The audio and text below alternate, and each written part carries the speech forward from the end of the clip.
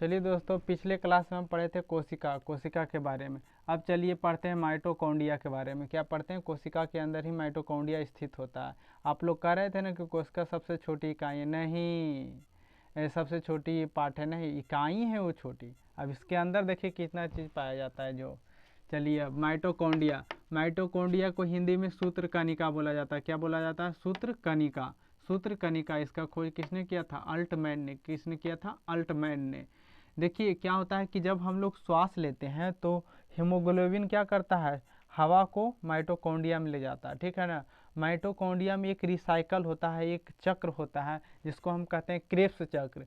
उसके द्वारा 38 एटीपी बनाया जाता है। 38 एटीपी बराबर एक ग्लूकोज होता है, बराबर एक ग्लूकोज। मतलब 38 एटीपी मिलके क्या बनते हैं? ग्लूकोज। ग्लूकोज क्या करता है? हमारे शरीर को ऊर्जा देता है। क्या करता है? ऊर्जा देता है, सभी अंग को ऊर्जा। अब बताइए, पूरा शरीर कोशिका से बना हुआ है तो सभी जगह माइटोकॉन्ड्रिया पाया जाता होगा तब ना, क्योंकि पूरा शरीर कोशिका से पाया जाता है। सभी जगह ऊर्जा की ज़रूरत है। ऊर्जा एक जगह ज़रूरत है, जैसे हम दौड़ते हैं तो पैर में हमको अधिक ऊर्जा चाहिए। तो अगर पैर के पास जितना ऊर्जा वो ख़त्म हो जाएगा तो बेचारा क्या करेगा? सन्न पड़ जाएगा। तो कोई ऐसा होना चाहिए जो पूरे शरीर को जहाँ कम ज़रूरत है वहाँ कम दे, जहाँ ज़रूरत है ज़्यादा वहाँ दूसरा अंग से ले जाके दो। कोई ऐसा होना चाहिए ना। अब बताइए कि अगर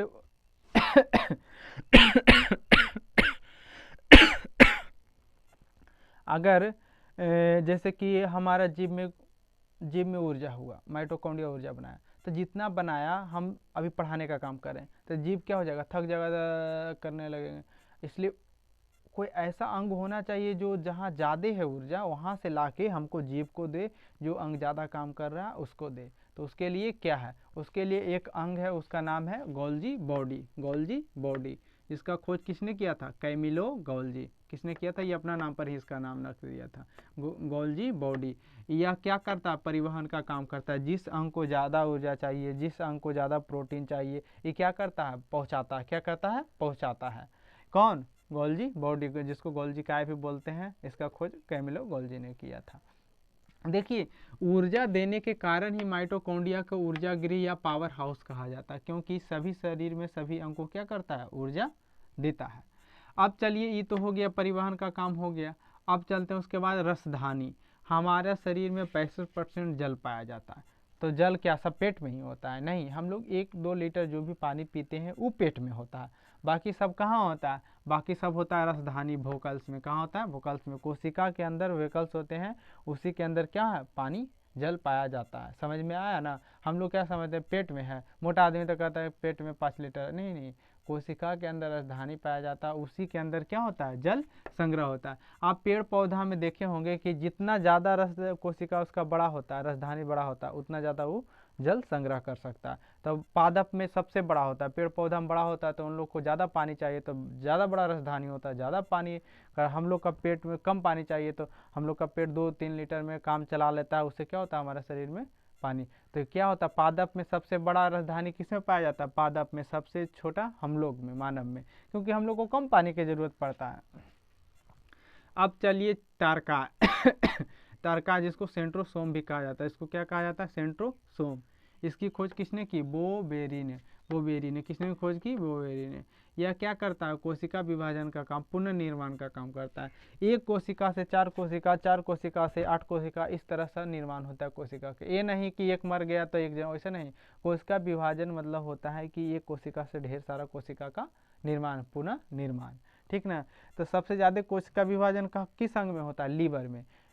सबसे ज़्यादा कोशिका विभाजन किस अंग में होता है? लीवर में। अक्सर एग्जाम में पूछता है। देखिए, लीवर जब डैमेज होता है तो अधिक कोशिका विभाजन होने के कारण क्या होता है? वो अपने आप को जल्द ठीक कर लेता है। क्या करता है? अपने आप को ठीक कर लेता है। लेकिन देखिए, एक घटा है। और दूसरा ब्रेन न्यूरॉन से 90% न्यूरॉन से बना हुआ, इसलिए ब्रेन में कोशिका विभाजन सबसे कम होता है, सबसे कम होता है। लेकिन अब बताइए कि अब बोलिएगा कि कोशिका विभाजन सबसे कम होता है ब्रेन में, तब बताइए कि जब कोशिका विभाजन अनियंत्रित हो जाता है, जब ज़्यादा होने लगता है, तब क्या होता है? कैंसर होता है। कैंसर एक रोग नहीं है, वो कोशिका विभाजन ज़्यादा होने के कारण क्या होता है? कैंसर हो जाता है, ठीक ना। तब बताइए कि ब्रेन में कोशिका विभाजन तो सबसे कम होता है, तो ब्रेन कैंसर कैसे हो जाता है? लोग क्वेश्चन कर देते हैं कि ब्रेन कैंसर कैसे हो जाता है। तो देखिए बात यह है कि ब्रेन में 90% भाग न्यूरॉन से बना हुआ है, लेकिन 10% भाग है, जो 10% भाग बचता है वो गिलिये सेल से बना हुआ। क्या, जैसे गिलिये सेल से, और गिलिये सेल में कोशिका विभाजन ज़्यादा होता है, जिसके कारण क्या होता है, कोशिका अनियंत्रित हो जाती है, जिससे क्या होता है, ब्रेन कैंसर होता है। क्या होता है, ब्रेन कैंसर होता है। समझ में आया ना। तो अब समझ में आया, सबसे ज़्यादा कोशिका विभाजन लीवर, सबसे कम कोशिका विभाजन ब्रेन, सबसे कम कोशिका विभाजन ब्रेन।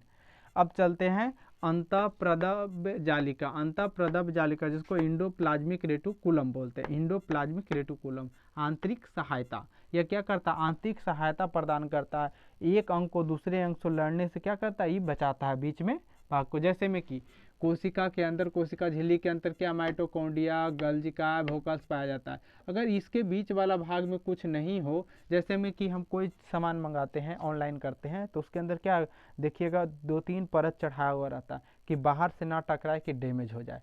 अगर बीच में अंतःप्रदय जालिका नहीं रहेगा तो गोल्गी का क्या करे, माइटोकॉन्ड्रिया लड़ जाएगा, बोलेगा कि तू इधर कहाँ आ रहा है मेरा क्षेत्र में, तो क्या लड़ा। उसी तरह से क्या होता है, पैक में डाला हुआ रहता है, तो उसी को क्या बोलते हैं, अंतःप्रदव्य जालिका, जिसको आंतरिक कंकाल भी बोला जाता है, या आंतरिक सहायता में सहायता करता है।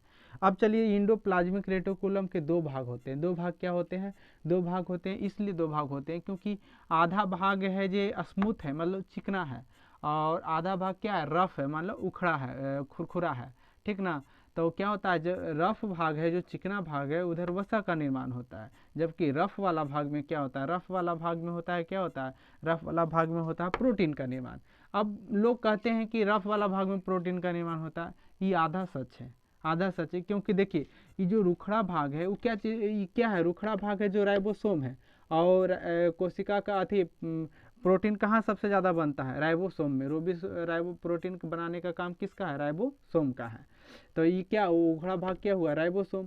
तो प्रोटीन बनेगा किस साइड, इस साइड। तो लोग कहते हैं कि नहीं, उखड़ा भाग देने राइबोसोम बनता है इसलिए उखड़ा भाग, नहीं, ऐसा कोई बात नहीं। राइबोसोम होने के कारण प्रोटीन इधर ज़्यादा बनता है। तब समझ में, स्मूथ भाग में क्या बनता है, वसा, जबकि रफ भाग में सबसे ज़्यादा क्या बनता है, प्रोटीन। इस तरह से हुआ क्या, अंतःप्रद जालिका। अब बताइए, कोश का ऊर्जागिरी, शरीर का ऊर्जागिरी किसे कहा गया, पावर हाउस किसे कहा गया, माइटोकॉन्ड्रिया का, जिसको हिंदी में सूत्र कनिका कहते हैं। इसका खोज किसने किया था, अल्टमैन ने। ये क्या होता है, श्वसन के दौरान जब हेमोग्लोबिन अंदर जाता है तो उससे क्या होता है, क्रेब्स चक्र होता है, क्रेब्स से एटीपी का निर्माण होता है, एटीपी से ग्लूकोज बनता है, जो हमारे शरीर को ऊर्जा प्रदान करता है। अब बताइए, माइटोकॉन्ड्रिया के आंतरिक दीवार को क्या कहते हैं, एग्जाम में अक्सर यही पूछता है, आंतरिक दीवार को क्या कहते हैं, क्रिस्टी। माइटोकॉन्ड्रिया के आंतरिक दीवार को क्या कहते हैं, क्रिस्टी। अब बताइए, गोल्जी बॉडी का खोज किसने किया था, कैमिले गोल्जी। यह क्या करता है, शरीर में जिसको जो चीज़ चाहिए वो परिवहन करके ले जाके उसको देता है, ये परिवहन का काम करता है। यह शरीर में कोई अंग को थकने से रोकता है, उसको ऊर्जा दूसरे जगह से ले जाके उसको देता है, ताकि थके तो पूरा शरीर थके, कोई एक अंग ना थके। चलिए, अब राजधानी का काम क्या है, जल संग्रह करना, जिसको वोकल्स भी बोलते हैं। यह पादप में बड़ा होता है, जबकि मानव में छोटा होता है। जितना जल जिसको जितना ज़्यादा चाहिए, राजधानी उतना बड़ा होता है, जिसको कम चाहिए, राजधानी उतना छोटा होता है। यह कोशिका के अंदर राजधानी स्थित है, जिसमें जल संग्रह किया जाता है। अब तारकाय जिसको सेंट्रोसोम बोला जाता है, बोवेरी, इसका खोज किसने किया था, बोवेरी। इसका काम क्या, कोशिका विभाजन। कोशिका विभाजन से क्या होता है, हमारे शरीर का कोई अंग डैमेज होता है तो जल्दी ठीक होता है। और सबसे कम कोशिका विभाजन ब्रेन में, सबसे अधिक लीवर में, ठीक है ना। अब चलिए, अंतःप्रद जालिका, जो हमारे कंकाल को आंतरिक सहायता प्रदान करता है, एक अंग को दूसरे अंग से टकराने से, लड़ने से रोकता है, जो बीच वाला भाग होता है उसको अंतःप्रदव्य जालिका कहते हैं। यह आंतरिक सहायता प्रदान करता है। स्मूथ अंतःप्रदव्य जालिका को 2 भागों में बांटा गया है। तो चिकना भाग से वसा का निर्माण होता है, जबकि उरुखड़ा भाग से प्रोटीन का निर्माण होता है। समझ में आया ना। इस तरह से हमको ये पढ़ना था, माइटोकॉन्ड्रिया, गोल्गी, राजधानी, तारकाय, अंतःप्रद जालिका। बाकी नेक्स्ट क्लास में पढ़ेंगे। बाय दोस्तों।